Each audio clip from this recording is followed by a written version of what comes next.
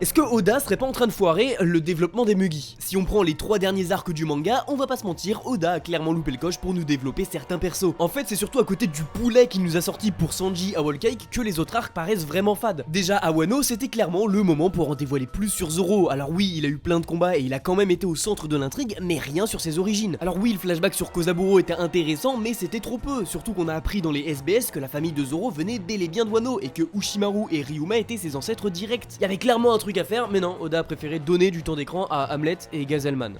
Mais avant de voir les flops des deux autres arcs, abonne-toi aux 8000 abos, je te fais gagner cette figurine de Lucci. Sur Egghead, ça devait clairement être l'arc de Franky et vous savez que c'est mon Mugi préféré, donc vous imaginez la hauteur de ma déception. Franchement, la relation Franky-Vegapunk était déjà écrite, le mec connaît toutes ses inventions et a eu les plans de Pluton entre les mains, donc en plus ils sont liés via les armes antiques. Mais non, rien. À part ouah Vegapunk, je suis fan de toi, je suis allé dans ton bled, et Vegapunk qui s'en tartine les couilles. Il préférait voir Nika. Mais attendez, parce qu'on a bien pire avec Usopp sur Elbaf, et attention les animes only, je vais spoiler un petit peu. Alors bien sûr, l'arc n'est pas encore terminé, mais de ce qu'on a vu dans la première partie, c'est une catastrophe. Je veux dire, c'est l'île de rêve de Usopp depuis toujours, des fiers guerriers qui l'ont toujours inspiré, et pourtant il a jamais été aussi loin d'eux. Faut se rendre compte de la disaster class du gars, face à Gunko il était totalement inefficace comme les autres Mugi, pendant le banquet il avait l'alcool mauvais et était insupportable, mais ça c'est sans mentionner le tout début de l'arc où il a eu peur d'un chat et que même Luffy lui a dit qu'il abusait et qu'il aurait clairement pu s'en occuper tout seul. Le perso devient vraiment horrible, j'espère que Oda va le réhabiliter dans le combat final de l'arc,